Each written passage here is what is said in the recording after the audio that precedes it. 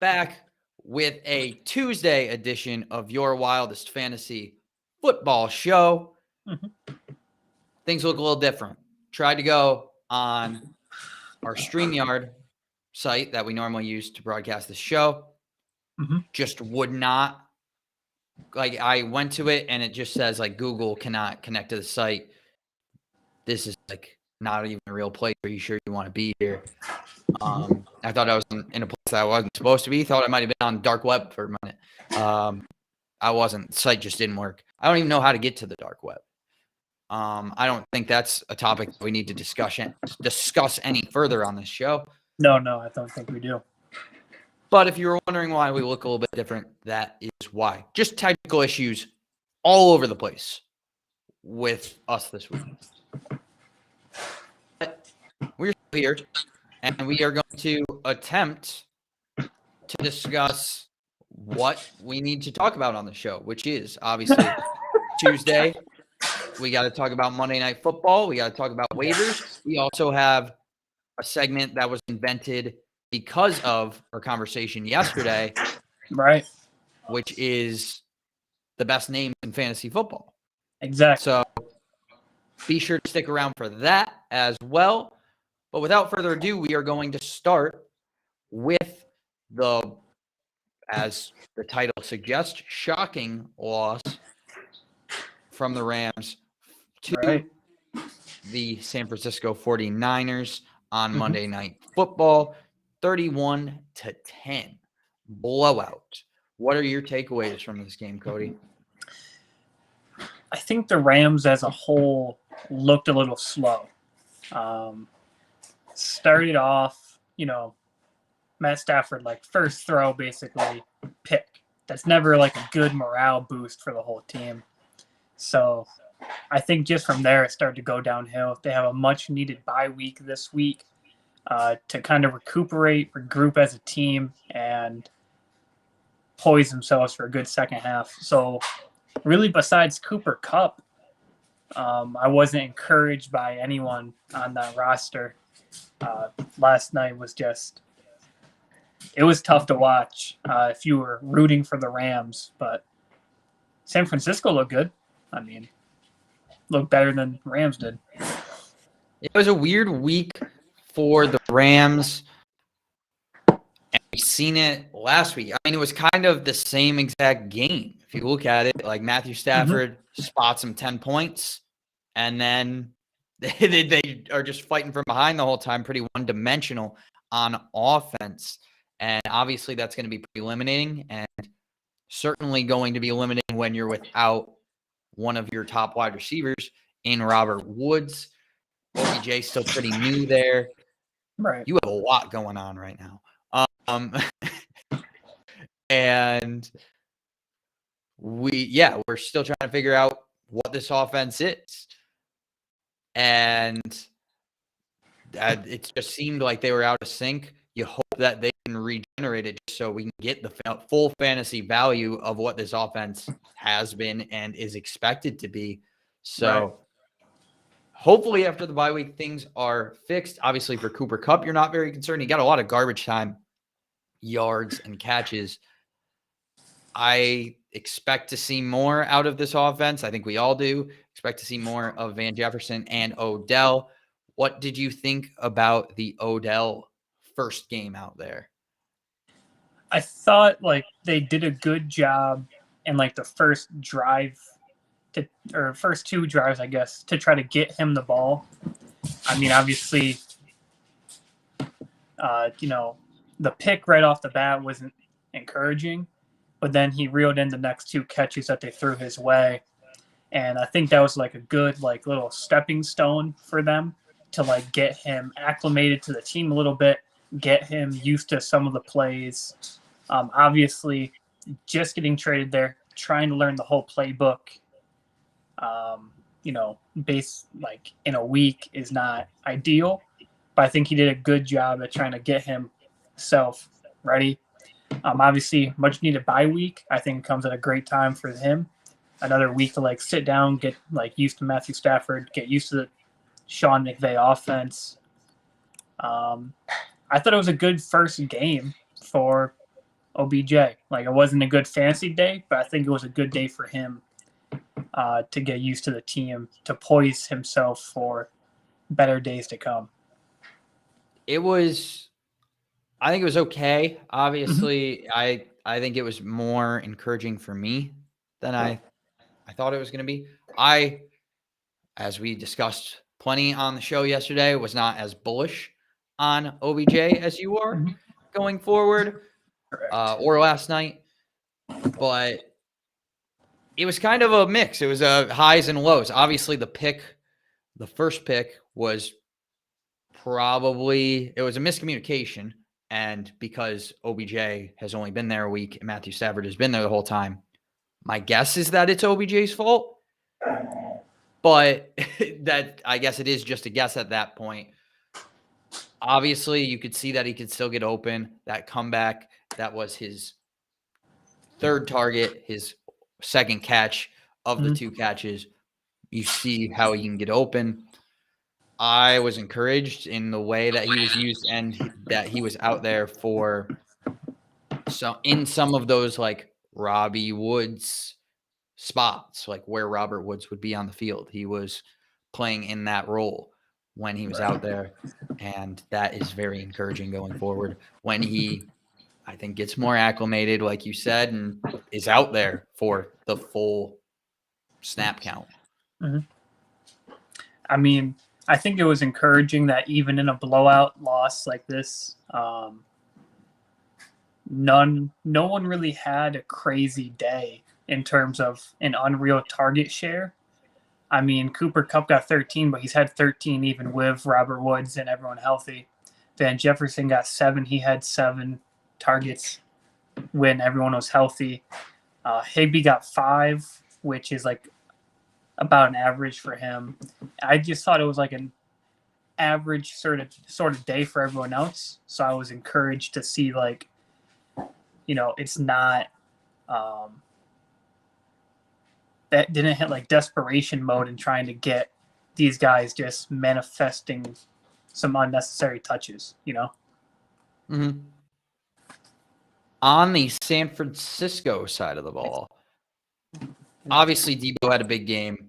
He had 30 points, 30.3, 5 catches, 97 yards, and a touchdown, 5 rushes for 36 yards and a touchdown. At halftime, Booger said, and should I really repeat what Booger said? But he said that Debo not really a top 10 wide receiver, but like they scheme him into being a top 10 wide receiver. I think that was absurd. Debo is one of the best weapons in actual football as well as fantasy football when he is healthy. I think that's really been his only concern. And when he's out on the field, he's awesome. So Debo, in my mind, this is just completely different from regular football. And like, you hate to hate on Booger McFarland. Booger McFarland has given us such great content over the years. And obviously a voice that you just trust when it comes to fantasy football. But this is the one thing that I think Booger got wrong. Is Debo not being a top 10 wide receiver. This is not fantasy football related, but I would like to get your thought on that. Not a top 10 real life wide receiver? Yes. I could see it. I see where he's coming from. I mean, you have, the Cooper Kupp, the Tyreek, the Devontae.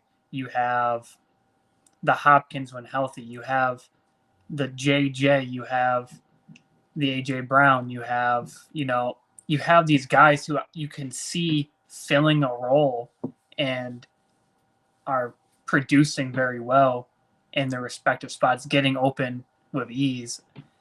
I mean, Debo is a really good wide receiver. I just understand where he's coming from. Like on a week-to-week basis, you can be shifted from the number 5 guy to number 15 guy.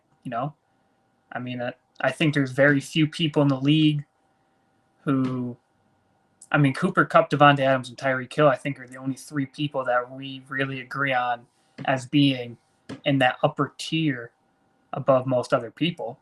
And I mean, I think there's a lot of guys who deserve credit in our Alita getting open, elite pass catchers in the league, so I understand where he's coming from. Top 10, it's a little tough to say he's outside the top 10, like, without a shadow of a doubt. Interesting. Very interesting. Yeah, I mean, you're way higher on him than I am, but I think Well, it's nice for you to take Booger's side in this. I thought we were a team, but we are a team. But I don't know if you want me to lie to you. I mean, if I you don't throw want an you to lie. if you throw an interception, true. like, you want me to, like, tell you, like, But you hey, named 6 guys that were better than him. oh my gosh, I have to go through every single person. Okay. Not every single person, just the ones you think are better. So that was all I asked. But we don't have to keep talking about that. The reason I do bring up Debo's big day is because a lot of people were expecting or hoping for Brandon Ayuk to have a big day, which he sadly did not. 3 for 26, only 4 targets, I think is the bigger thing here. 5.6 fantasy points. What do we make of this? Are we like, okay, Brandon Ayuk thing was like a blip, or are we still holding out that Brandon Ayuk's going to be a wide receiver too? I think at this point, it's okay to kind of give up on Brandon Ayuk. He has 35 targets on the year, and I think we can find a lot of other people in the league who have more than 35 targets so far this year, especially in PPR format. I mean, Brandon Ayuk would need twice as many yards as someone who has 70 targets, which is not crazy considering we're going into week 11 right now. I thought he was going to have a good week. I put him on the waiver wire. He disappointed me, to say the least. Yeah, I mean, I don't think you're dropping him or anything drastic. I just think he's a wide receiver 3 and not a wide receiver 2 that you drafted him as and you're hoping for. So he's kind of one of those flex wide receivers where you're hoping that he can deliver on a big day. He has that upside to deliver on a big day, but he does not have the floor to say, okay, if he doesn't have this day, then I will be okay. It's either going to be a really good day for Brandon Ayuk or 3 catches for 26 yards. Now I have a question for you, Kondo. Since we do talk in PPR format, what is your thoughts on Cole Beasley? Is he a wide receiver too? No. Oh, okay. Well, Cole Beasley has just shy of double the amount of targets that Brandon Ayuk has. He has 69 targets on the year while being the third man. And I think if we're going to consider Brandon Ayuk as if you're going to consider him as a wide receiver too, then a guy who's doubling, isn't that what you just said? I literally just said, I think it's time to stop trying to consider him as a wide receiver too. Oh, you broke up when you said it. My bad. Still put the blame on me. I'll put it on you. We're a team, Cody. We're a team. Okay. We are. Why come in here and try to fight with each other? We're on the same page. We're on the same show. We're on the same screen. I think it's because you kicked me out. You didn't want to do the casting couch with me anymore. It was just, I don't think I've ever let it go. I don't think it was with you that was the problem. I just don't think I wanted to. Like, I'm still, in full transparency, still a young man who seeks to have a job at some point in his life. And yeah, like that's a problem when it comes to that. I think a lot of jobs get judgmental of the couch, not necessarily you. Maybe me. It could be me. If you're gonna say anything else from this game, not really. I expect better days from the Rams. Obviously, they have a bye week this week, so I think they're going to come back stronger. You're not worried about them. I don't think you're really worried about people on San Francisco besides Ayuk. I think Ayuk's the one person who you're kind of just like, what do I do? But everyone, I mean, Kittle, Mitchell, and Debo, I think those guys all deserve a nice roster spot. So you're not rostering Ayuk at all? I think he has potential, and he has potential to get you a 16-point week. But like I said, like there's other guys who I feel like are getting twice as many targets who I could pick up for less, you know? So what about like a Jamal? So you would rather have, think about waiver guys right now, like a Jamal Agnew over a Brandon Ayuk? I don't know if I like Agnew just because, you know, of the team he's on. I think Brandon Ayuk has who is there on waivers that you would rather have than Ayuk then? I guess is my question. I mean, this week I have two different guys besides Ayuk. I got Sterling Shepard and, you know, Ray McLeod. So You would both rather those have guys. Ray McLeod than Brandon Ayuk? Yeah, I mean, Chase Claypool and Juju both put up higher weeks. They were in the upper echelon of wide receiver 3 into the wide receiver 2 category when all four of them were healthy. So now I think that literally half of their wide receiver core is not going to be there. I think Ray McLeod has a chance to be a complementary piece to Deontay Johnson and get you low end wide receiver 2, you know, wide receiver 3 numbers on a given week. I think I like him more than I do Ayuk. That's an interesting take. Here's Maybe the one take. of the best parts about this show. I don't think you're getting that Ray McLeod over Brandon Ayuk take anywhere else. And without further ado, and with that, we will start our Week 10 waivers discussion. Now, we are on a different site, so I'm not sure how great we'll be in the graphics department in getting this stuff up. Hopefully they can do their job there. I know they like to slack the people who pull up the banners for us. Obviously, there's a big production team here, not just us. Huge. But hopefully they can keep up with this.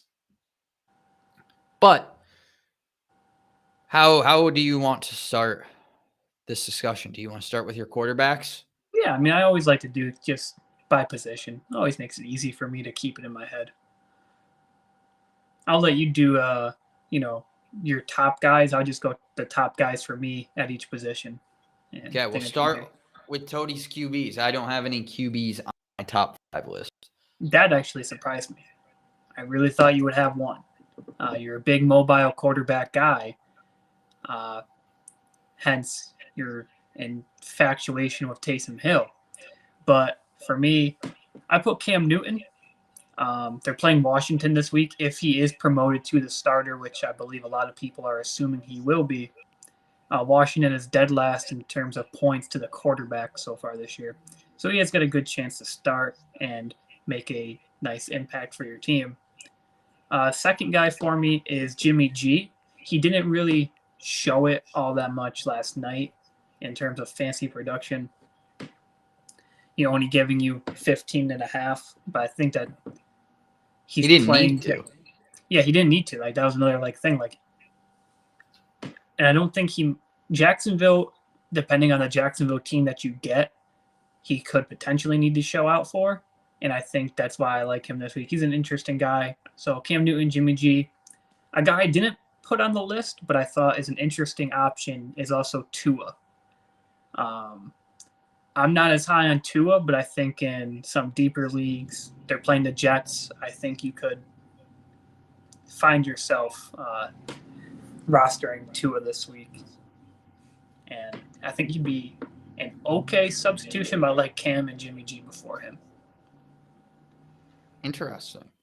Thank you. Yeah, I do like it. I'm very surprised with the Cam Newton pick. Mm-hmm. I did not think you were going to be a big Cam guy. It's nice to see you. I'm not a big Cam guy, around. but I mean, I'm not a big Cam guy just because I think he's kind of like he's not matchup proof by any means of the imagination, but he's definitely a guy who can take advantage of a situation. And I think going into Washington would be it's literally the best spot in terms of fancy points of the quarterback that you can go to.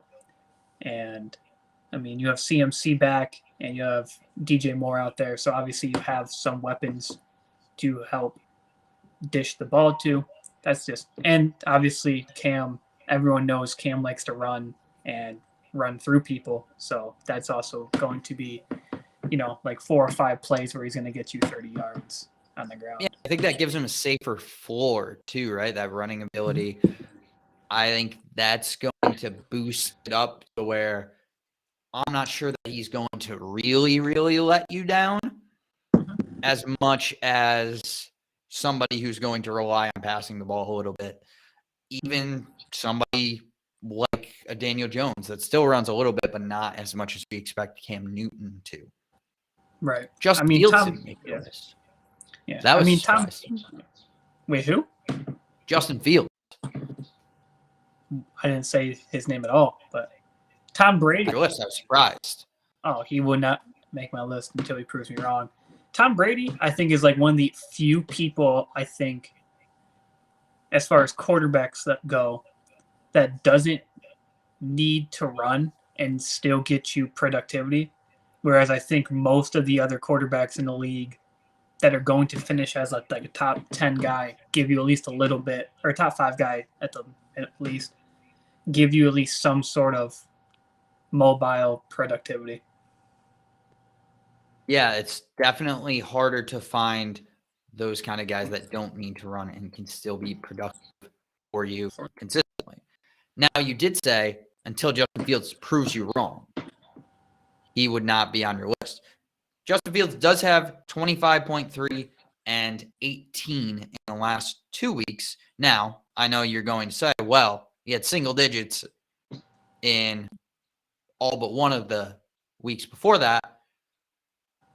But the last 2, he had 18 against Pittsburgh defense and 25 against San Francisco.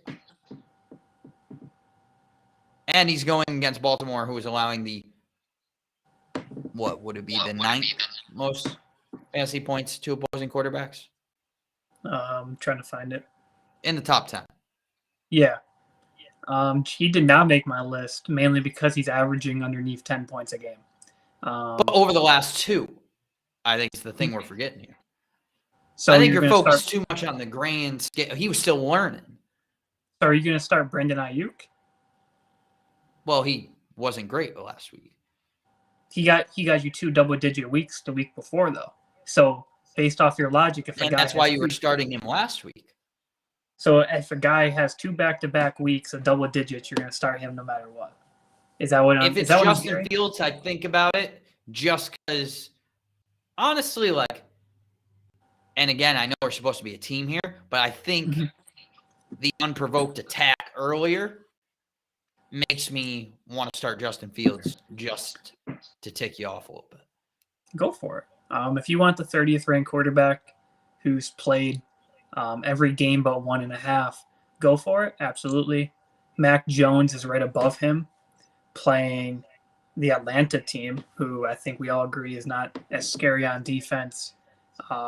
He's position ranked 20, so 10 spots above, averaging not even good. He's averaging 13.7, but that's still 4 points above Justin Fields. So yeah, neither of those guys made my love list just because of the other guy's potential. But I mean, I can go through every quarterback if you would like, Kondo, and I will break it down for everyone. Justin Fields is the only quarterback I like. Maybe just in general. Moving into running backs, I have 2 running backs on my list, neither coming in at number 1. So I think would be the big thing. So you have a wide receiver? Interesting. I do have a wide receiver as my number 1 waiver pick up. But number 2 on my list is D'Onta Foreman, running back from the Titans. He's rostered in, I don't know how many 1.7. 1.7% of leagues. So probably the most readily available out of any of the guys on this list. He has we've seen the Titans see what he did in week 1 and give him more touches. And now I feel like I trust the Titans to adjust depending as to how each of these guys produces.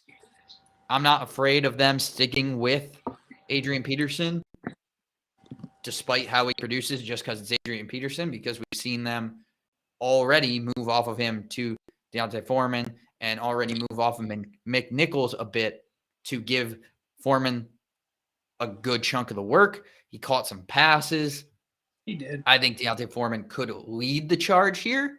Mm-hmm. There's potential for him to be the lead back. There's potential for him to be the real primary back here that they utilize most of the time.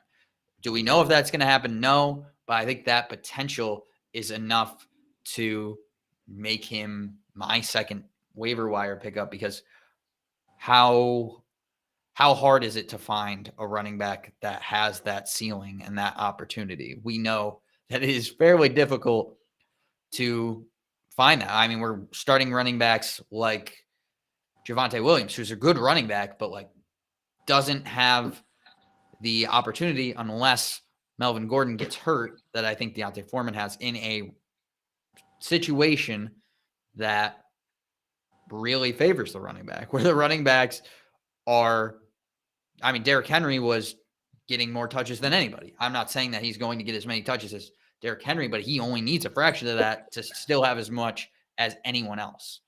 Right. Yeah, D'Onta Foreman was he was my number one running back that I was going to talk about. I'm with you. Definitely like him. And I think we're going to agree on, I would say, the second running back for both of us. I don't know how he would rank for your overall picks, but Ramondre Stevenson obviously had a monster game. He did. The thing that keeps him down this far, I would just say, is Damian Harris, and not knowing how they're going to split that backfield. Damian Harris has had a heck of a year. We know that there are injury concerns with him. He's popped up on the injury report several times throughout the year so far. So if he were to ever miss time, extended amount of time, we expect him to be back this week. Maybe not in the concussion protocol.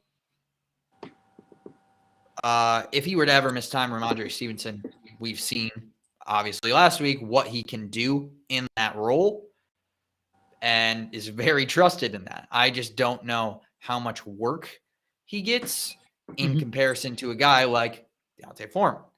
Right. I don't think the upside is there because Damian Harris is there. I'm with you.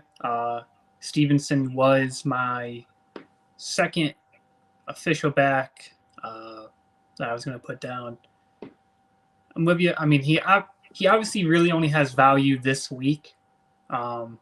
They play the Thursday night game, so I think the concussion protocol might keep Damian Harris out just naturally. So I really think Stevenson is more of a 1 week pony with upside if Harris is ever to miss more time, because he can clearly deliver on a week in, week out basis if given the opportunity. That's why I liked him. Another guy that I put on there just as a interesting flyer was Wayne Gallman. With Cordell Patterson out, Mike Davis just not performing like he was predicted to. Wayne Gallman could potentially be a guy. Not sure, because it's a Thursday game, how confident I am. You kind of either got to jump on or jump off the Wayne Gallman train, but he was an honorable mention for my running backs. That was kind of up there, because I think Stevenson will have value this week and probably not so much next week, but with the potential of future, whereas Gallman has potential for these next 2 weeks with Cordell Patterson out, and then nothing after that. So that's why I kind of had to leave him off, but he's an honorable guy if you need someone to win this week. Just an honorable guy in general, Wayne Gallman, but in the context as well. Yeah, Cordell Patterson, we didn't talk about this. Sprained ankle. The report said don't be surprised if he misses a couple weeks. They did not practice yesterday, but the estimated practice report said limited. So really confusing there as far as what we expect to happen or what we can see happening with him going forward. We will report more on that as we all learn more about that. As for the Wayne Gallman pick, I agree. I think he is somebody to look at as well. Just want to list off some of my honorable mention running backs. I think a lot of them are just handcuffs. Mm-hmm. There's a lot of handcuffs that are out there, a lot of very valuable handcuffs out there that should be rostered in any leagues that their starters are, I would say. Chuba Hubbard, 49.7%. Khalil Herbert, 49.5%. Alexander Madison, 40.2%. Mm-hmm. Sony Michel, 27%. We see him getting used a bit more. Henderson was getting evaluated for a concussion, but even later in the game, we saw Sony Michel get involved. We've seen him get more involved over the last 2 weeks before this game, too. I'm not sure the snap count numbers from last night because my computer obviously doesn't work. But the previous 2 weeks, it was a 60-40 split, so closer than it was earlier in the season where Henderson was getting all of the work. Something to watch out for. Right. As for wide receivers, I think we will – I honestly think we're going to see maybe a lot of agreement between our two, just my top 5 list and your picks, which is very unusual that we agree. Obviously, as probably made clear by the – I think we normally agree on most waivers. I think there's it's been a couple. I mean, obviously Adrian Peterson over Jeremy was one we disagreed on. We were both kind of wrong, so it is what it is. But we normally are pretty right on with the waivers. You say a couple people. Everything else. Yeah, I mean, obviously some of your takes are just too berserk to be mentioned, but it is what it is. Odell, wide receiver 1. Sterling Shepard was my number 1 waiver pickup. Mm-hmm. Now, he's only available in 50.7% of leagues, but a lot of people probably dropped him because of the bye week last week. He also is dealing with an injury, but unlike pretty much anybody else out there, we know when Sterling Shepard is healthy that he is going to be the number 1 option on his offense, and that he is going to perform. So we've seen it every time he's been healthy this year, which, again, is like a big asterisk because he's only been healthy for 3 games completely. There's 2 games where he got injured during the game that are very different than the full games that he's played, but he's had 7 catches in all 3 of the games that he's played the full game for. He's had 75-plus yards. He's had 9-plus targets. And he's put up 12.6, 13, and 20.8. And that's actually in half-point PPR. Unfortunately, I have the wrong thing pulled up. So he has even more than that. And by the catches, you can just tell that he is a PPR monster. So he is my top waiver pickup if you can go get him. I think he is. I mean, he's Hunter Renfrow. Kind of same thing. I would say maybe even more upside than Hunter Renfrow.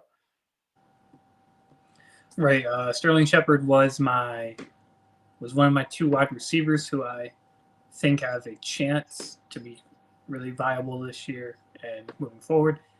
I like it. I mean, obviously, he demands a target share on a team that is going to have to pass.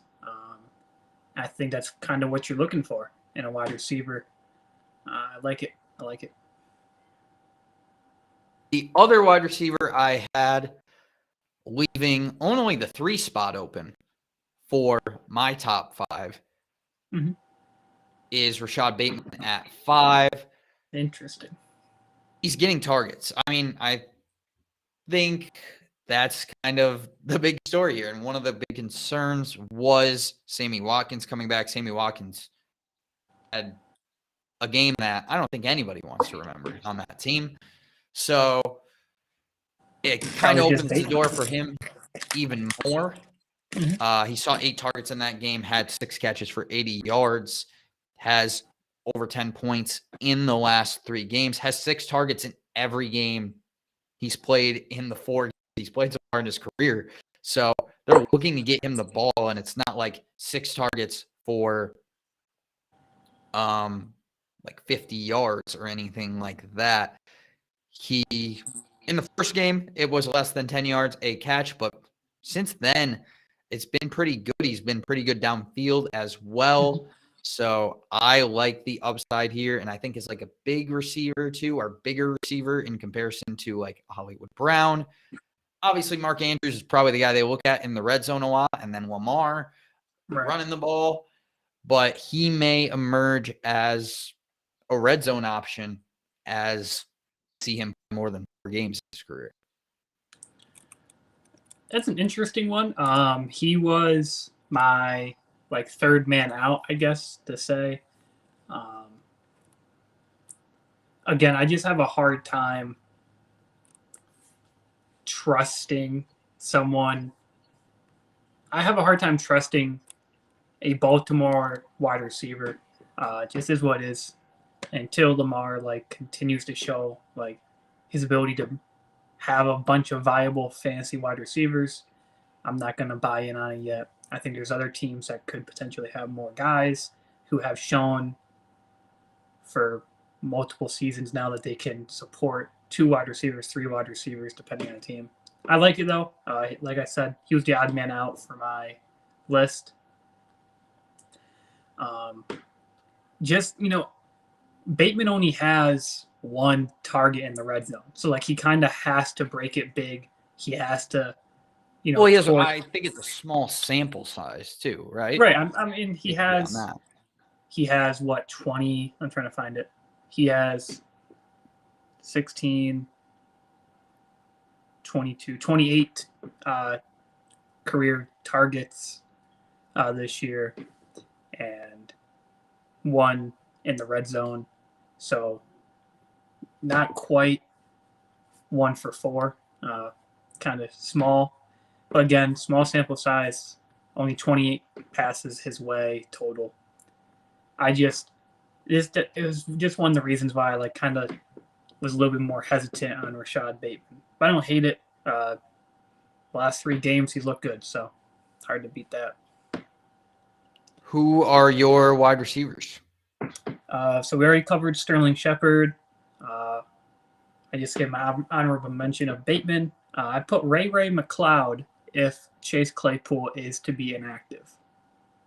This is the big one. This is where we veer off. We did so well. Right. Well, so let me defend it.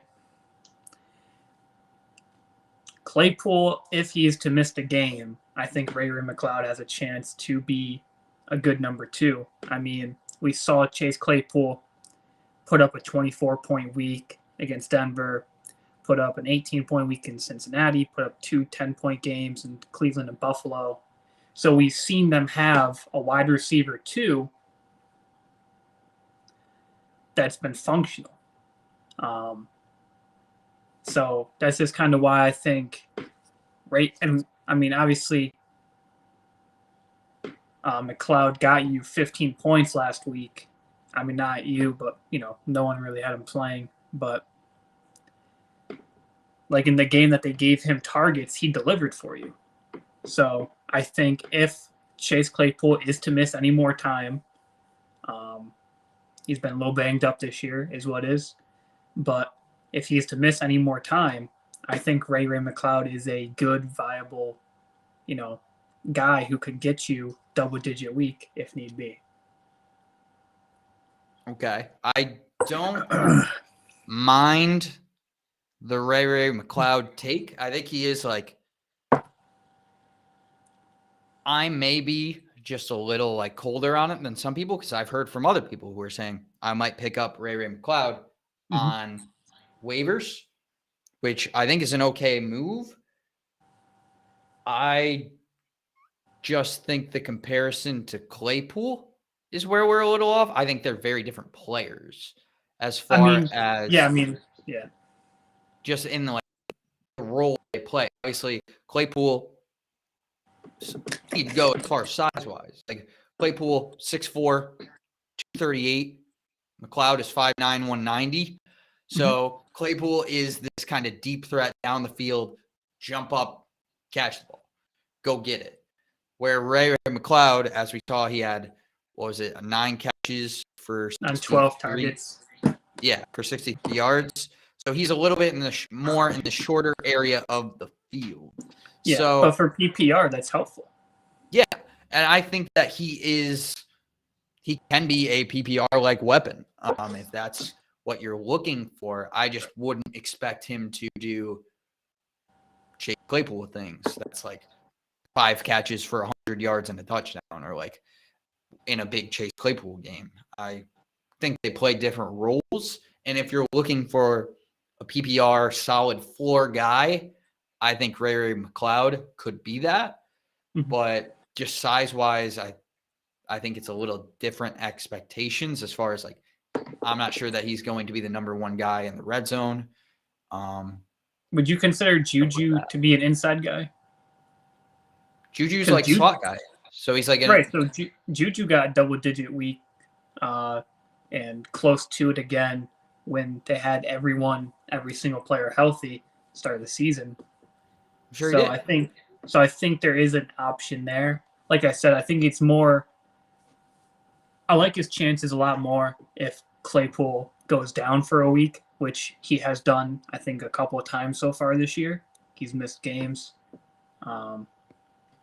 That's another reason that I kind of like him as a stash and grab sort of guy. I think if you get him, you can find a week to utilize him. Especially if you look at their playoff competition for Pittsburgh. Week 15, Tennessee, 16, Kansas City, 17, Cleveland, which isn't like entirely encouraging, but like teams have been able to pass on the Cleveland defense as we progress throughout the year.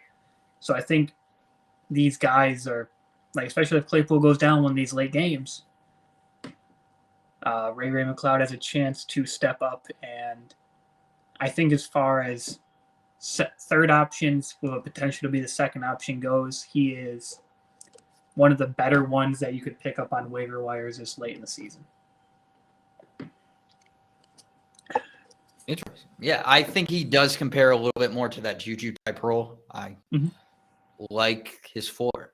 I think that is something that I would like to see Ben throw it to him more, but and have that proven. Just track record between those two, but I do think Ray McLeod is a fine pickup. I do want to make that clear. As for other wide receivers, Kadarius Toney is another one that I think is important to mention. 43.3% of leagues. Will Fuller expected to practice this week. Could be a stash, especially if you have an IR spot. Right. And Jamal Agnew. Jamal Agnew just keeps scoring and making big plays. So he's not getting a ton of volume, but like that's also why he's not on either of our main lists. Exactly. So tight end, you're going to love this, honestly. I didn't go Tyler Conklin because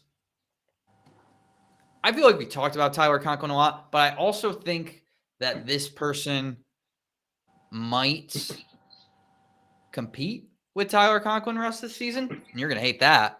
But you're going to love the pick. It's a guy that you've supported for a little bit. Dan the Man Arnold. Nice. Looking more into what he's been able to do, I think he's been more consistent than Conklin. I don't know that he has the upside of any of these guys because he plays for Jacksonville, but he's been as consistent over the last 5 weeks as you could be. And I'm not sure, when did he get traded? What week was it that he landed in Jacksonville? Because I think that might be an important part of this argument. week 3. So after week 3? Yeah, I believe he went from 3-0 to 0-3. I believe that was the joke everyone was making. So 4 of those 6 weeks, he has double digits. Right. And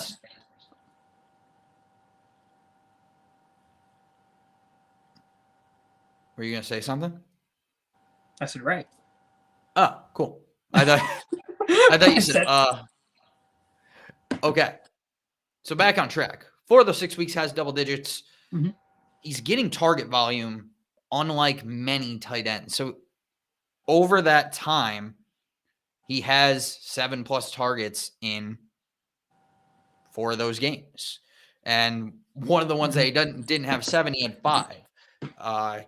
So he's getting a very good target volume, more than most at the position. And he hasn't scored a touchdown in that span. He's been putting up double digits. He does not have a touchdown yet on the year. I do think that's a concern, but he also is tied for second in red zone looks on the Jags. Again, hasn't been there for the whole year either. So it's not like they're avoiding him there. It's just they're the Jags. So I like Dan Arnold as like a safe tight end. I think that's what you're looking for at this point. You're looking for a guy who can be consistent for you week in and week out and not screw over your weeks. I think that's what Dan Arnold is. Yeah, I don't hate Dan Arnold. He was my tight end 3 this week. I don't hate it, but against Jacksonville, they're going against San Francisco this week, who's a top 9 against the tight end. So that's another reason I kind of kept him off this week. I went Tyler Conklin, number 1, just because my Viking, and also he's kind of earned the right to be a top tight end 1 this year. Like, he deserves to be a starting tight end for most leagues. And then I went Pat Freiermuth as my tight end 2. They're playing Pittsburgh's playing the Chargers. Chargers are 4th worst in terms of points to the tight end. So, like, a great week for him potentially. Both those guys I like a little bit more than Dan the Man just this week. But again, if you picked up any of these 3 guys moving forward, I think you're fine. Even if you have one of the big name tight ends, like if you have a Waller, if you have a Kittle, I think you can have these guys on your roster still, because Kittle's been hit or miss this year. Waller missed a little bit of time. I think you can like find a reason to like utilize these people in a certain week, no matter what your team looks like. Yeah, or just value. I mean, the value of a tight end that you can play consistently, obviously hard to find. So if any of these guys emerge as that consistent option, which some of them have been, I would say that most of them have been over this recent span. So definitely something just value-wise to keep around or look at as well. One of my other options at tight end was Pat Freiermuth as well. Rest a little bit, I guess you could say. He had 6.1, including a big fumble, obviously, in the Detroit game, but still had 5 catches for 31 yards. Just didn't get double digits for the first time in 4 weeks since we've seen his role grow, but he had 9 targets, so ton of volume.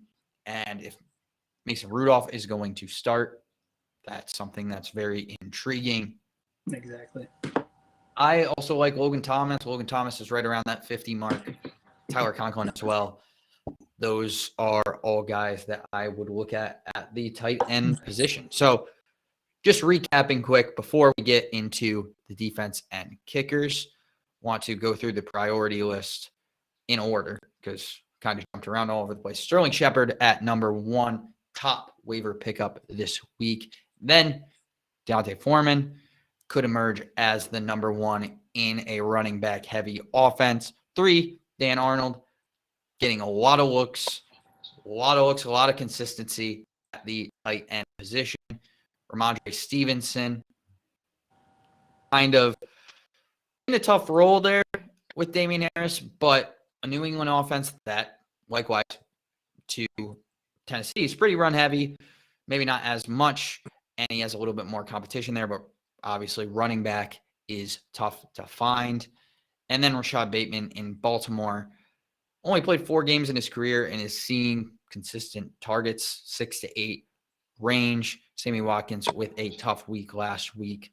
So really solidifying his role as at least the number 2 wide receiver in that offense. Maybe the 3rd receiving weapon behind Mark Andrews and Marquise Brown. Take it away. Defensive kickers, all your territory. It is. So this week, I'm loving the Dolphins and the Titans D this week. Both are going up against Dolphins are going up against the Jets. Jets are hit or miss, but I think against a equally matched opponent, I think the Dolphins defense has a good chance to have it be a very close game and maybe get a couple easy gimmies. Titans are going up against Houston. Houston has kind of been struggling as of late, so really like their chances this week. For kickers, pick up the Pittsburgh and Tennessee kickers. I just think they're both poised for a nice, decent-sized week. And I don't know what else to say. I mean, it's a kicker. It's my kicker. It's going to get you 10 points. Put it on the books. Fair enough. That is it for our waivers. We have one, I think, pretty quick segment. We're already at 50 minutes, almost at an hour for this show. But yesterday we talked about some assets or things that you want to look at when you look at fantasy players. Who do you want to add on your team? Do you want to look at targets? Do you want to look at just the upside, the potential of the offense, the strength of schedule? Do you want to look at the player's name, whether that be, oh, this is like Odell Beckham Jr., who might be underperforming, but has a big name? Do you want to look at names in a different way? Possibly a Ray McLeod. Not necessarily the biggest name, but a very interesting name, very cool name. One of the coolest. And we wanted to do a little thing on Tuesday, change it up a bit. Draft of the best names in fantasy football. So, kind of like some of our other drafts that we've done, this one's only going to be 3 rounds. A lot of good competition here. I suppose we could do a coin for who gets the first pick, or choice of first pick, or the second pick and third pick. I don't have a coin, but I have a tar pick, and we are going to do that. Duct tape. I mean, you could use the duct tape if you choose. I'm a little concerned that you have that so close to you. You never know when something needs to be duct taped. I suppose. Okay, so let's do this, actually. I'll do heads or tails, or red side or black side for this. Give me the Reds. Red side. Oh, okay. It went so far away. It's black side. It's the black side. Happens. You gotta take your I'm word going for to it. take second pick. Second and third pick. You're going to second, So I third? can get a little back and forth. We did all that just for 3 rounds of this. Okay. Right. Moving into it, you get the first overall selection in the name draft. Some would say one of the most prestigious drafts ever. Right. So who are you taking for this incredible honor? For this incredible honor, I have to go with a hometown hero of sorts. I have to go with Pharaoh Cooper from the New York Giants, who just recently saw his first NFL action of the year, out there for 2 snaps. So Pharaoh Cooper, former Pro Bowler, right. which I'm sure pales in comparison to the honor that he has received today, which is the best name in fantasy football. Now, very controversial, because I think there are several other names that could have contended for this. So why did you go Pharaoh Cooper? I think it's almost disrespectful if we don't put a Pharaoh in his rightful place as number one. I mean, Pharaohs have these giant, some would even say massive, some would say extraterrestrial tombs that we call pyramids today. And I think no one else has that but a Pharaoh. So who better to give the honor to than a Pharaoh himself, Pharaoh Cooper? Interesting. Thank you.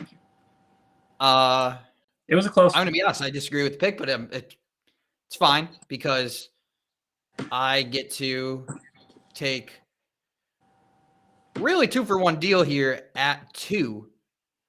And it might be cheating, might not be, but I don't care because we came up with the idea. Exactly. And if I'm going to be honest, I came up with the idea. And I can do whatever I want because this is our show. I'm going to go with the St. Browns at 2.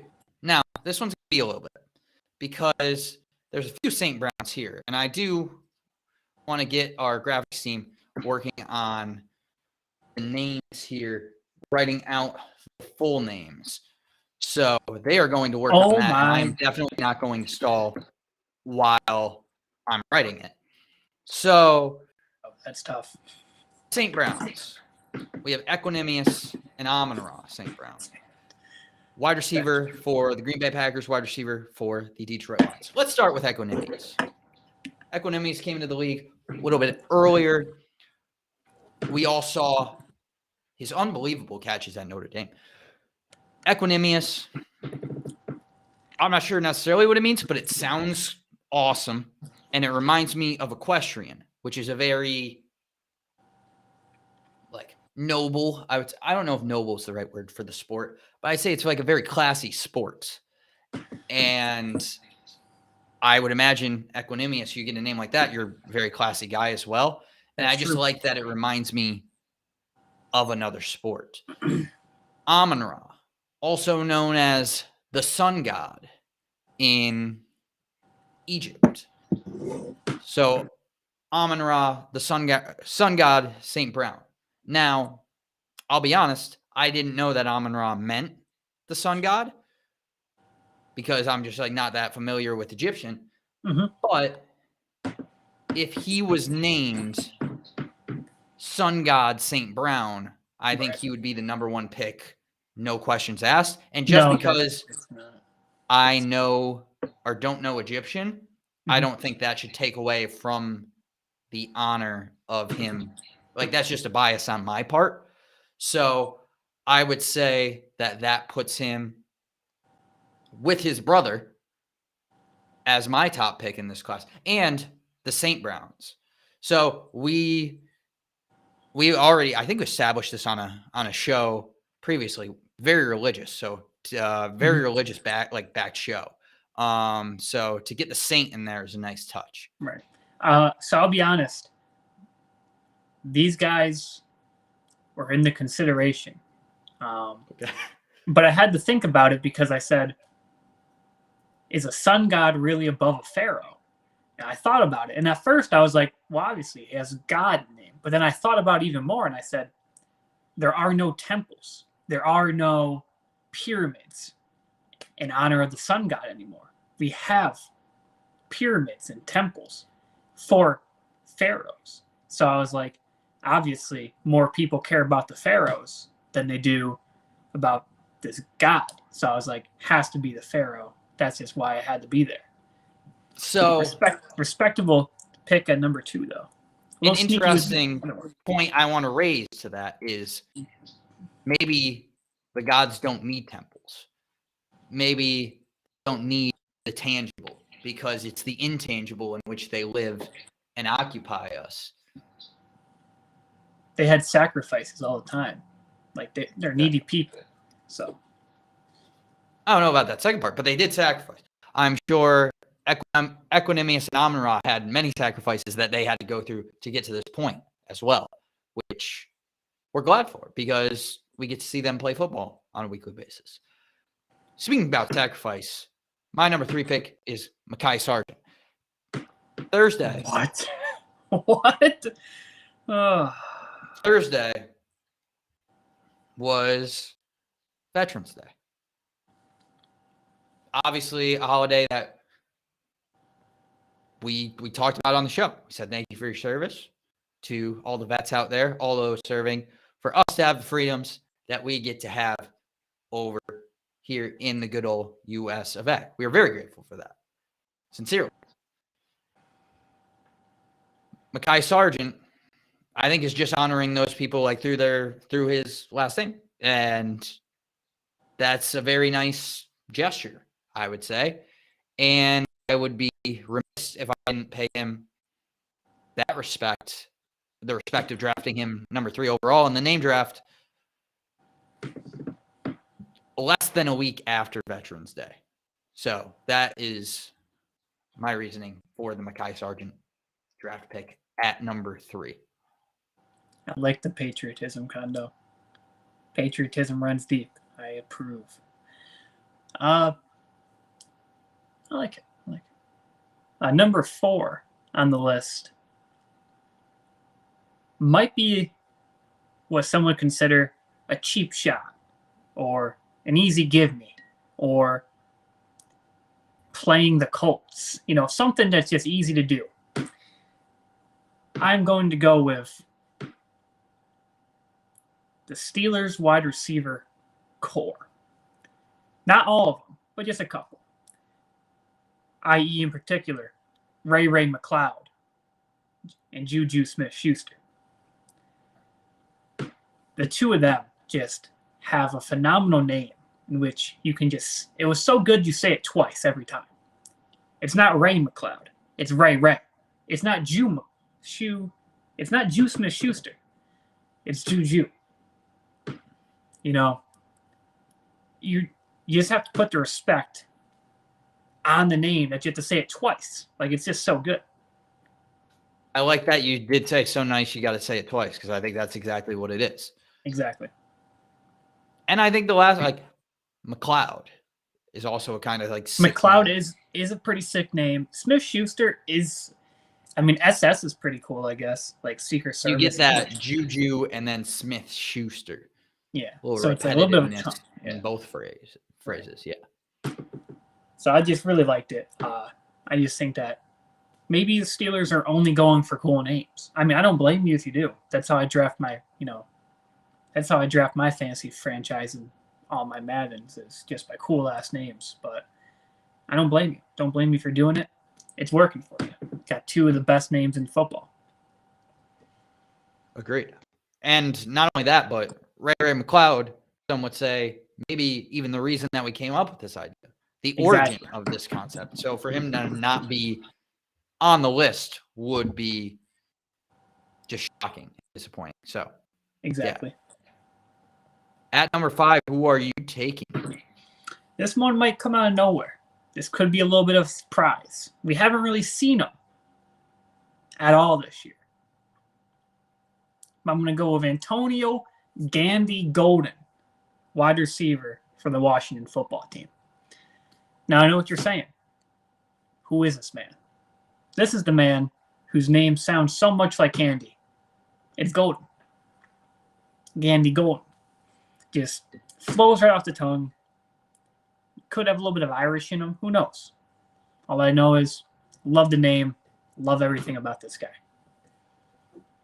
Okay. Well, do you know anything about him other than the name?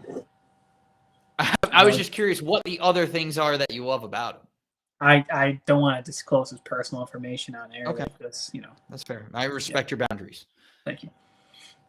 Yeah, good pick. It's always a good pick to go with somebody with 2 cool last names. I think that's one of the things that you got here is kind of a bargain deal, almost like my 2-for-1.